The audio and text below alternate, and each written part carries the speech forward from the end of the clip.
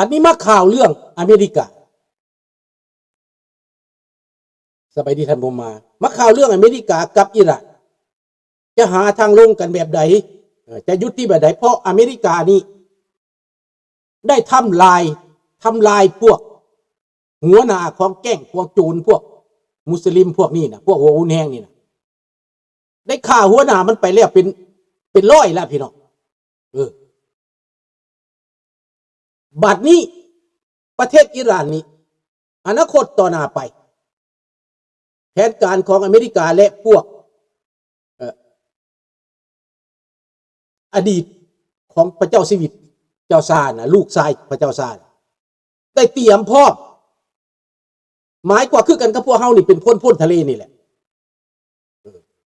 สมมุติให้เฮานี่รัฐบาลอเมริกาหรือรัฐบาลโลกนี่เป็นเด็ดหัวพวกลาวแดงออกประชาชนลาวกับเฮานี่ก็จะร่วมมือกันอิหร่านก็คือกันในตอนนี้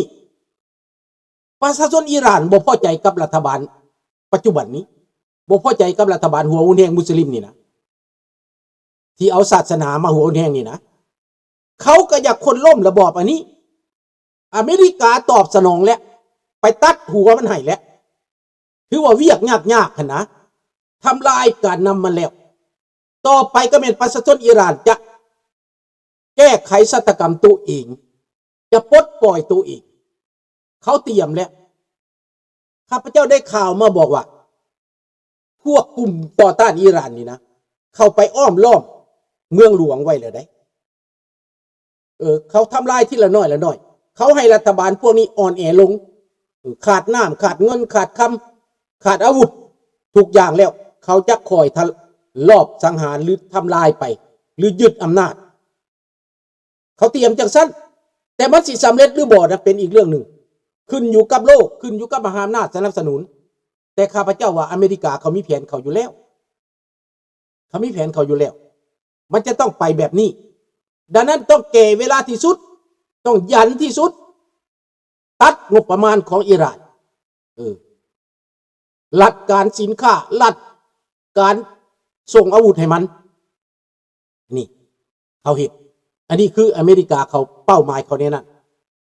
และการเจรจานี้จะสำเร็จหรือบ่สำเร็จจะยุติหรือบ่ยุติแต่เป้าหมายบ่อยู่ที่นั่นมันบ่ยุติอยู่ที่นั่นแม่นเป้าหมายเพื่อสบายดีทอนเป้าหมายเพื่อจัดการกับระบบของอิหร่านพูด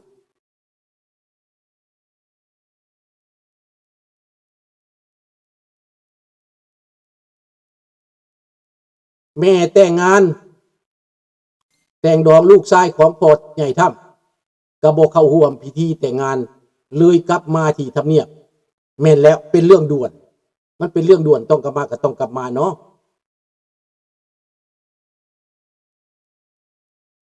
ดังนั้นประชาชนอิหร่าน9 ล้านคนอยู่นอกนี้เขาพร้อมในการเปลี่ยนแปลงระบบการปกครองอันนี้ก็เป็นอันหนึ่งที่คนลาวเขาจะต้องมาเบิ่งบทเรียนว่าคนอิหร่านเขาไปจังใดจังเหตุให้พ่อใหญ่ถ้ำนี้ไปตัดหัวพวกอันนั้นเผด็จการให้แต่เฮานี่ก็อยากให้เผด็จการถูกตัดหัวแบบเดียวกันปราบมันโลดจับมันโลดลงโทษมันโลดได้ยินว่าโลกได้ยินว่ายุโรป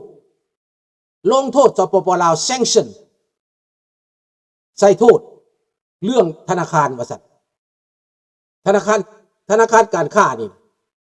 ว่ายุโรปลงโทษข้าพเจ้าได้ยินมื้อเช้านี่แม่นจริงหรือบ่พี่น้องไปติดตามมึงเด้อนี่มันแม่นจริงหรือบ่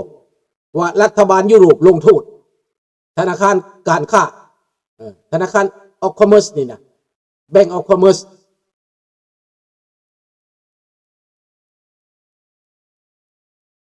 นี่แปลว่ามันจะถูกบีบทุกด้าน1เรื่องเกี่ยวกับสแกมเมอร์ลาวก็เป็นตัวเอกของสแกมเมอร์ในตอนนี้เป็นจุดเด่นในเวทีโลกและอยู่ในสายตาของเขาแล้วว่าลาวแดงนี้แมนปล่อยให้พวกสแกมเมอร์เข้ามาอยู่ในประเทศ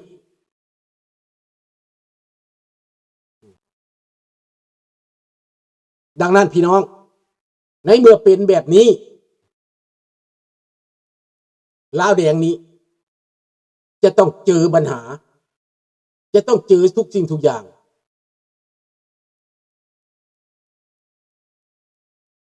สาวลำวงบัดสะกองบอกสมัยตะกี้เนาะมวนเนาะสมัยแต่ก่อนเป็นพอดละวง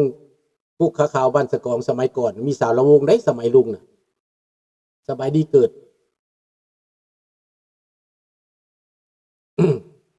ดังนั้นพี่น้องในเมื่อว่าเหตุการณ์แบบนี้มันเกิดขึ้นอยู่ในอิหร่านเขาก็อยากให้มันเกิดขึ้นอยู่ในภูมิภาคเอเชียนี่นะให้เขาจัดการกับพวกเผด็จการนี่นะว่าพวกเผด็จการเด็ดหัวเผด็จการแบบเขาเด็ดหัวอิหร่านแล้วโลกนี้มันจะเปลี่ยนไปในอันดับต่อไปพี่น้องว่าเรื่องปัญหาอิหร่านแล้วนี่ได้ยินว่าอาจจะมีข้อตกลงกันได้แต่ว่ามานี่2 มื้อแล้ว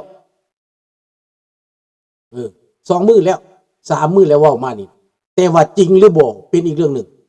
ได้ยินมาโกโรบิโอว่ามีโอกาสตกลงกันได้มีเจรจาเพราะอเมริกาบ่อยากเฮ็ดสงครามแบบให้ประชาชนต้องตายลงหลายภัยมากไปกว่าเด็ดหัวมันละพอ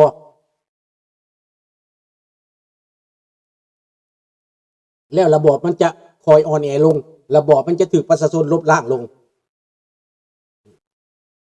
อันนี้สบายดีสตาร์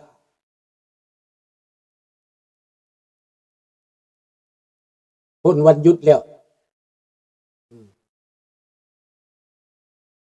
นี่แมนถ้าว่ามันเกิดอยู่เอเชียแต่ตอนนี้มันจะก่อนไปฮอดเอเชียนะมันจะเกิดอยู่ในบ่อนคิวบาก่อนคิวบานี่ปรากฏว่าพ่อใหญ่ถ้ำนี่เอาขึ้นอยู่ในโต๊ะและหน้าโต๊ะแหละจะจัดการกับมันแล้วคิวบานี่บดุลและพ่อใหญ่โต๊ะพ่อใหญ่ถ้ำจะจัดการเรื่องคิวบาข้าพเจ้ามีความมั่นใจว่าระบอบคอมมิวนิสต์คิวบาจะอยู่บ่ได้โอ้มื้อนี้งานบุญบังไฟเป็นตะม่วนเถอะเนาะม่วนเพื่อลูกนี่เด้อดังนั้นพี่น้องในเมื่อว่า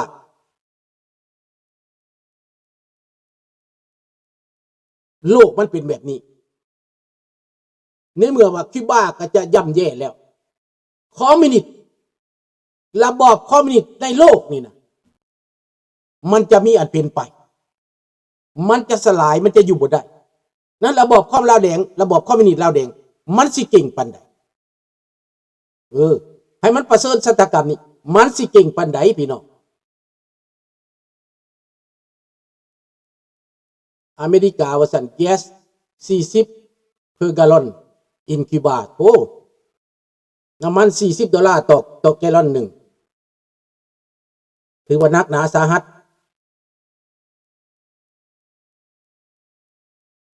แม่นางผู้ออกมาด่าลาวนอกอยู่แถวใกล้แคลิฟอร์เนียปรากฏว่าไอ้สกอตอยู่ใกล้ออกมาด่าลาวคืนแล้วดีหลายขอบใจหลายๆเด้อน้องสกอตเด้อมันบ้าเลยคันสิว่าแล้วมันเป็นไผเนาะถือว่ามันเป็นไผสอนมันก็ดีแล้วคนลาวเฮานี่ในอเมริกาลงหลายไผมากสำนี้เฮาสิจัดการบ่ได้บ่โอ้บ้างออฟลาวพีเดียaccept drug ยาบ้าพร้อมแก๊ง drug agent จะพอแล้วเขาจะลงโทษแต่ว่าเจ้าเป็นธนาคารบ่โปร่งใสเจ้าเป็นธนาคารมืดเป็นธนาคารโจรสบายดีพี่น้องลุงเว้าเรื่องยูเครนให้ฟังเด้อโอเคเนาะหลังจากเว้าเรื่องคิวบาแล้วข้าพเจ้ามั่นใจว่าคิวบานี่จะต้องเปลี่ยนไปแล้วอเมริกาจะให้เงินจะให้ค่าขายคนคิวบาจะมีอยู่มีกินข้าพเจ้าจะไปเที่ยวคิวบาถ้าว่าคิวบาเป็นประชาธิปไตยนี่ข้าพเจ้าจะไปเที่ยวคิวบา3 เดือนอยู่พุ่นยามหนาวข้าพเจ้าจะไปเบิด3 เดือนไปอยู่พุ่นอยู่คิวบาไปนอนตากอากาศอยู่พุ่นสบายคันคิวบาเปลี่ยนไปนี่ข้าพเจ้าก็รอคอยแต่เท่านี้คิวบานี่เป็นบ่อนที่ข้าพเจ้าบ่เคยไปมีดอนตัวหนึ่งอยู่ใกล้แต่มันบ่คักคือคิวบา ดังนั้นคิวบานี่งามเป็นตาไปแล้วก็น้ำทะเลก็งามเนาะก็หวังว่าให้คิวบานี่เป็นประชาธิปไตยไวๆเขาจะได้ไปเที่ยวเขาจะได้ไปสวยประชาชนคิวบาเอาเงินเอาเศรษฐกิจเข้าประเทศคิวบาและบัดนี้มาเรื่องเอเชียแปซิฟิกข้าพเจ้าก็เว้าแล้ววานนี้แต่จะซ้ำเติมอีกเรื่องเอเชียแปซิฟิกนี้มันเกี่ยวข้องกับเฮาโดยเฉพาะเกี่ยวข้องกับประชาชนลาวเฮาโดยเฉพาะเพราะว่าประชาชนลาวเฮานี่หวังเกี่ยวกับว่าอำนาจในเอเชียนี่นะเผด็จการมันจะมืดไปมันจะอ่อนแรงลงเผด็จการจะอ่อนแรงลงเป็นอย่างเพราะว่า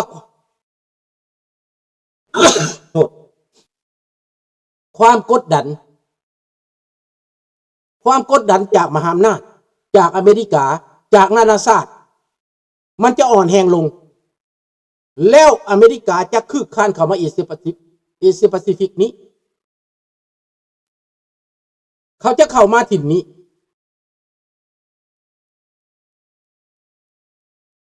ดังนั้นพี่น้องอเมริกาเข้ามาแล้วเขาจะต้องบีบให้ประเทศเหล่านี้นะ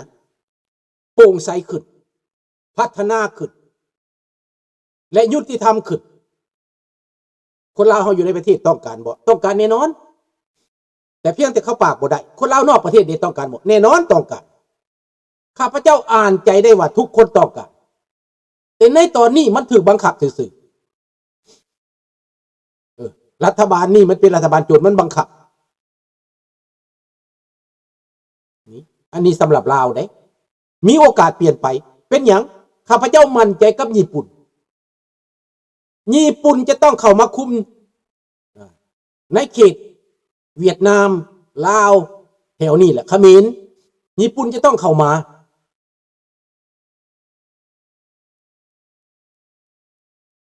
มันเตรียมการว่าสิสงครามกับอเมริกาข้าพเจ้าว่าอันนั้นแหละจุดจบของมันบ่แตกต่างอย่างกับมาดูโรดอกอเมริกาเข้าไปจับเอาแล้วก็แล้วหรือจ้างหลานชายมาจับเอาเพราะว่าหลานชายของกัสโตนะมันเว้ากับอเมริกาแล้วมีแต่ราอูลกัสโตรบ่ยอมดังนั้นเขาต้องจับราอูลกัสโตรนี้เขาต้องหาเรื่องจับเรื่องเสียศึกอเมริกาข้าพเจ้าว่า24ชั่วโมงอเมริกายึดแล้วเกาะบ่มีหยังแล้วยึดแล้วทหารคิวบานะคันอเมริกายึดบ่ต่างกันแต่ก่อนมันคิวบาพ้นทะเลเข้าไปยึดเกาะเกาะหมูนะเบโกซงนะเบโกซงหรือเบหยังแหละใกล้ๆกับเบกัตนามูนี่นะอเมริกาฐานทัพของเขาอยู่เบกัตนามูอยู่แล้วแต่ยึดง่ายพี่น้องยึดง่ายที่สุดแต่เป็นยังอเมริกาบ่เฮ็ดผ่านมาบ่ถึงเวลาเขาตอนนี้มันฮอดเวลาแล้วเขาอาจจะเฮ็ดได้ดังนั้นก่อนจะไปฮอดเอเชียแปซิฟิกเฮานี้เขาก็มั่นใจว่าฟิลิปปินส์นี่นะมันเป็นฐานทัพลอยน้ำของอเมริกา17แห่ง14หา17แห่งอเมริกาไปตั้งแบบถาวรแล้วตั้งอาวุธทันสมัยเตรียมพร้อมเผชิญหน้ากับจีนแล้วญี่ปุ่นเซ็นสัญญาลงพัฒนาประเทศฟิลิปปินส์คนฟิลิปปินส์นั่นอาจจะมาอยู่เกาะคนญี่ปุ่นนะล้นจากเกาะฟิลิปปินส์ญี่ปุ่นอาจจะมาอยู่เกาะฟิลิปปินส์คนงานบริษัทต่างๆนักเสี่ยวซ่านอาจจะหลั่งไหลเข้ามาอยู่ฟิลิปปินส์เพื่อพัฒนาฟิลิปปินส์ให้เป็นฐานทัพทันสมัยให้เป็นประเทศทันสมัยให้เป็นประเทศที่ออกจากความทุกข์ยากญี่ปุ่นมีเป้าหมายจะสอยฟิลิปปินส์แล้วอเมริกาก็ตั้งฐานทัพอยู่นั่นฐานทัพเรือก็อยู่นั่นฐานทัพอากาศก็อยู่นั่นฐานทัพบกก็อยู่นั่นอเมริกาดิไปตั้งอยู่หั่นแล้วข้าพเจ้ามั่นใจว่าเหตุการณ์ในภูมิภาคเอเชียจะเปลี่ยนไปมีความมั่นใจได้เอเชียจะเปลี่ยนไปแน่นอนโลดจีนนี้ถ้าอยากเฮ็ดศึกอเมริกาก็เชิญ